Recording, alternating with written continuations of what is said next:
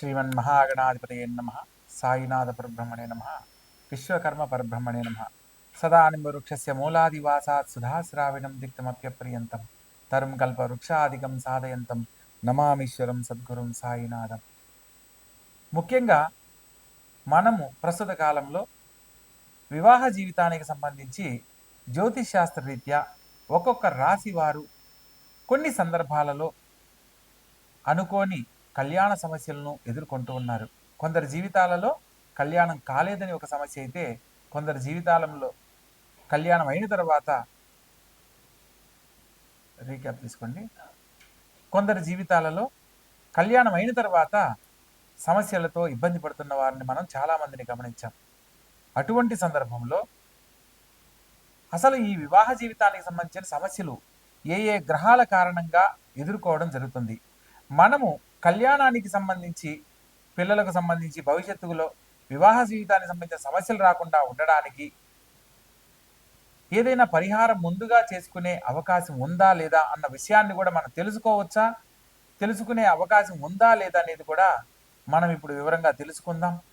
ప్రతి ఒక్క రాసుల వారికి వివాహం అంటేనే మానవ జీవితంలో తల్లిదండ్రుల దగ్గర వారి యొక్క పిల్లలు 25 సంవత్సరాలు ఎంతో గారాబంగా ఒక సెక్యూరిటీగా పిల్లలను పెంచడం జరుగుతుంది.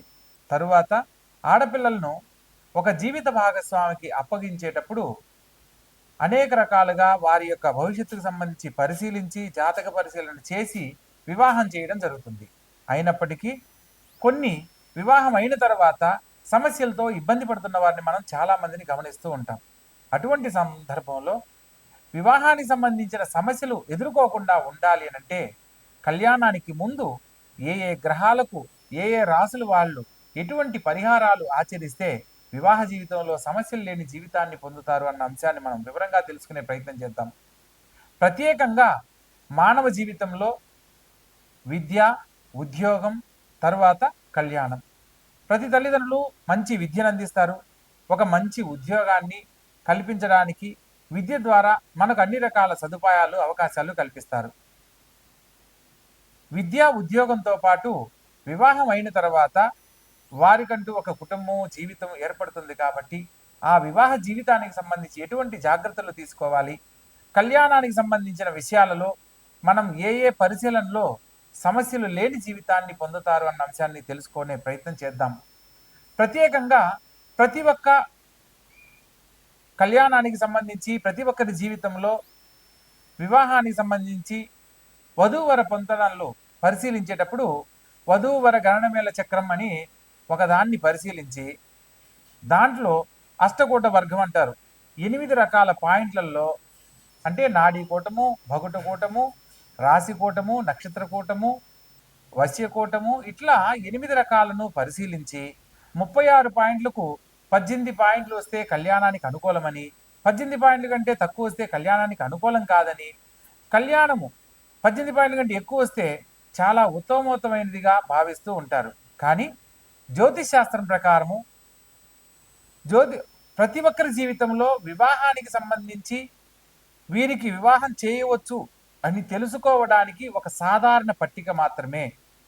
ప్రత్యేకంగా సప్తమ స్థానాన్ని, కలత్ర స్థానాధిపతి ఉన్న స్థానాన్ని బట్టి మాత్రమే వివాహ జీవితంలో వారు ఎటువంటి స్థితిగతులు పొందగలరో వివరంగా తెలుసుకోవడానికి అవకాశం ఉంటుంది అనేది జ్యోతిష్ శాస్త్రం పరిజ్ఞానం ఉన్న మాలాంటి వారు మాత్రమే దీని గురించి పరిశీలనలో వివరంగా తెలియజేయడానికి అవకాశం ఉంటుంది.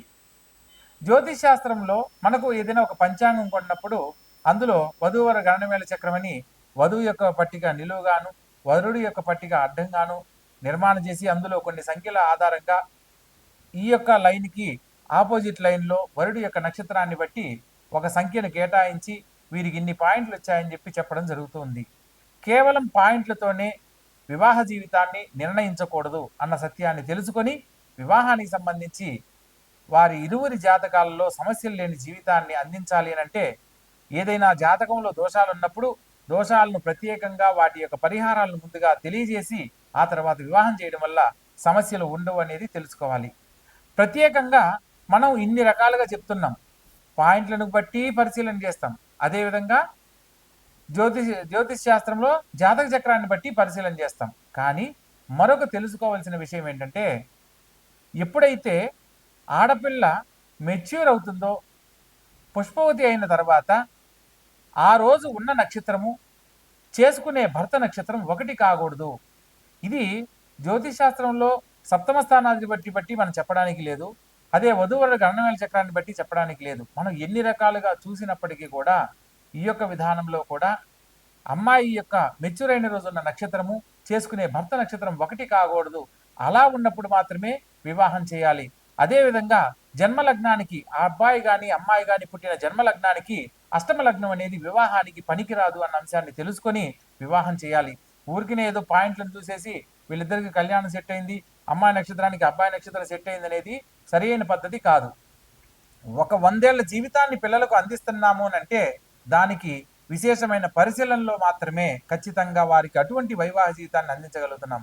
పూర్వకాలంలో కుటుంబంలో జాతకాల రీత్యా ఒక పెద్దవాళ్ళు అటు ఏడు తరాలు ఇటు ఏడు తరాలు వాళ్ళ యొక్క వంశాంకురాన్ని పరిశీలన చేసి ఆ ఇంటి పిల్లను కళ్ళు మూసుకొని వివాహం చేసుకొని సుఖ సంతోషాలతో జీవించిన వాళ్ళు ఉన్నారు.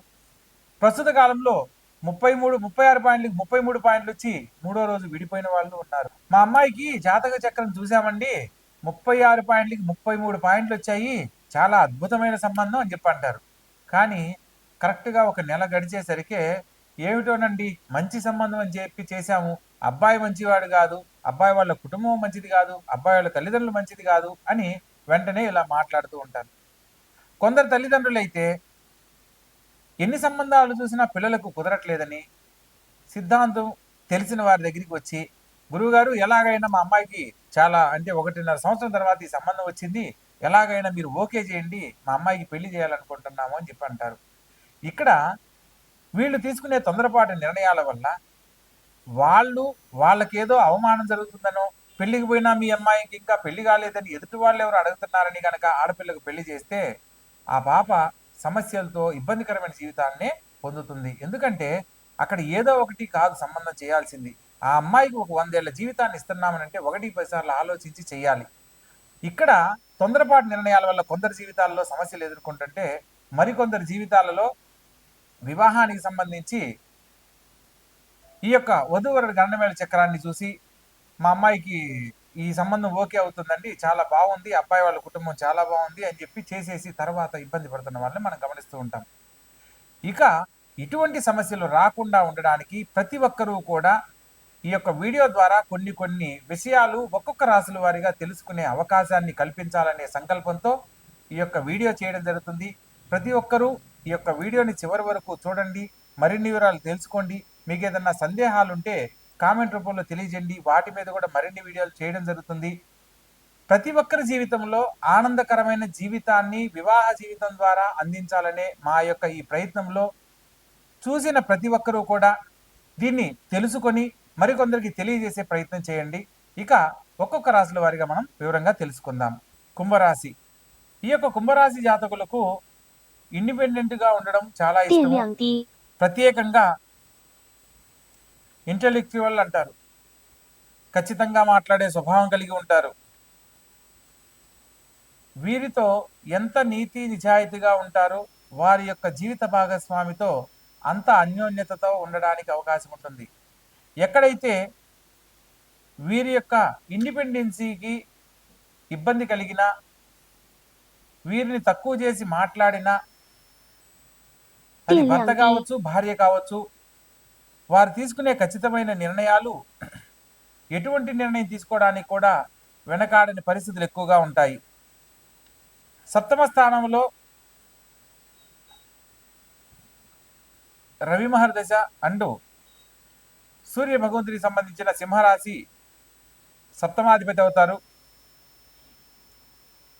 సూర్య భగవంతుడికి సంబంధించి రవిగ్రహ సంచారాన్ని బట్టి కూడా దాంపత్య జీవితంలో కొన్ని సమస్యలు ఏర్పడతాయి. ప్రత్యేకంగా శుక్రుడు 5, 7, 12 స్థానాల్లో జీవిత భాగస్వామితో కొన్ని సందర్భాలలో అసహనాన్ని వ్యక్తపరిచేలా పరిస్థితులు ఎదురవుతాయి. రాహుకేతువులతో గనక ఈ యొక్క శుక్రుడు కలిసినప్పుడు ఇతరులతో పరిచయాలు, కొన్ని సందర్భాలలో మానసిక శారీరక సంబంధాలు ఏర్పడే అవకాశం ఏర్పడుతుంది. కుజగ్రహానికి సంబంధించి దాంపత్య జీవితంలో కలహాలు ఏర్పడే అవకాశం ఉంటుంది. ఖచ్చితంగా మాట్లాడే స్వభావం వల్ల నన్ను ఎంత మాట్లాడినా, నేను ఈ కుటుంబం కోసం ఎన్ని చేసినా నన్ను అర్థం చేసుకోవట్లేదు అనే భావంతో ఈ రాశి వాళ్ళు ఎక్కువగా ఉండడం జరుగుతుంది. అందుకు ప్రధానమైన కారణం సప్తమ స్థానంలో కుజగ్రహ సంచారం అని చెప్పవచ్చు.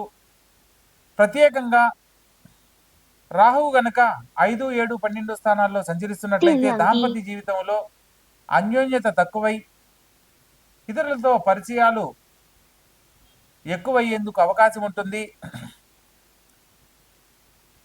రాహువుతో శుక్రుడు కానీ చంద్రుడు అంతర్భుక్తి కానీ జరిగేటప్పుడు తాత్కాలిక ఆనందాలకు ఇతరులతో దగ్గరయ్యే అవకాశాలు ఏర్పడతాయి.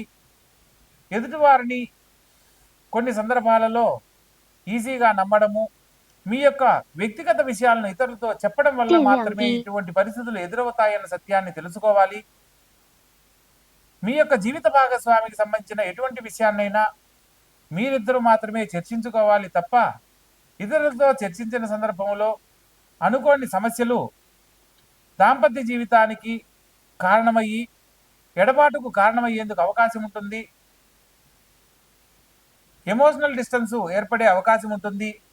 దీనివల్ల సమస్యలు పెరిగి ఇతరులకు దగ్గర అయ్యే పరిస్థితులు ఏర్పడతాయి. కాబట్టి వీలైనంత వరకు సమస్యలను విచ్ఛిన్నం కాకుండా జాగ్రత్త పడాలి. చంద్రుని యొక్క పాప దృష్టి వల్ల ఇన్స్టెబిలిటీ మైండ్ అన్నమాట, అంటే స్థిరమైన నిర్ణయాన్ని తీసుకోలేని పరిస్థితులు ఎక్కువగా ఉంటాయి. జీవిత భాగస్వామితో అన్యోన్యత తగ్గినప్పుడు ఎమోషనల్ సపోర్ట్ కోసం ఇతరులకు దగ్గరైనట్టు నటించే ప్రక్రియలో ఖచ్చితంగా ఎదుటి వాళ్ళకు దగ్గరయ్యే పరిస్థితులు మిమ్మల్ని లోబడేలా చేస్తాయి. శని భగవంతునికి సంబంధించిన పరిహారాలకై ఓం శం శనైశ్చరాయ నమః అనే మంత్రాన్ని కానీ,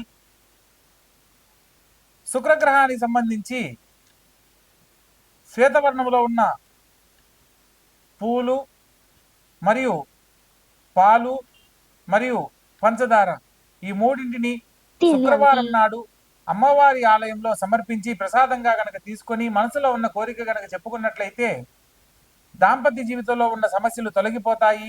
అన్యోన్య దాంపత్యం ఏర్పడుతుంది. వివాహం కాని వారికి వివాహ జీవితంలో శుభవార్తలు వినే అవకాశం లభిస్తుంది. ప్రత్యేకంగా వీరి యొక్క మెంటల్ పీసు కరెక్ట్గా ఉండడానికి మెడిటేషన్ లాంటివి లేదా ప్రతినిత్యము దేవతారాధన చేసే ప్రక్రియను అవలంబించడము,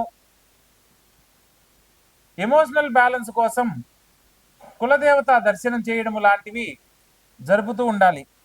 ప్రత్యేకంగా జీవిత భాగస్వామితో ఇటువంటి పరిస్థితుల్లో కూడా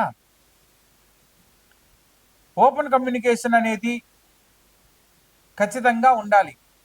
అలా ఖచ్చితంగా ఉన్నప్పుడు మాత్రమే దాంపత్య జీవితంలో సమస్యలు లేని జీవితాన్ని పొందుతారు. కాబట్టి శని భగవంతుణ్ణి, కుజగ్రహానికి సంబంధించిన పరిహారాలు ఆచరిస్తూ మరియు సూర్య భగవంతుని యొక్క పరిహారాలు ఆచరిస్తూ, రవిపుత్రం యమాగ్రజం అంటారు, సూర్యదేవుని కుమారుడు శని భగవంతుడు కాబట్టి సూర్య భగవంతుని ఆరాధించడం వల్ల దాంపత్య జీవితంలో ఉన్న కలహాలు తొలగిపోవడానికి కారణమవుతుంది.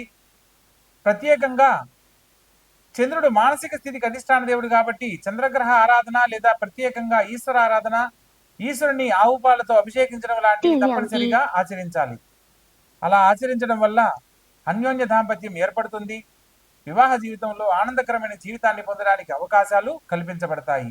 శుభం భూయాత్.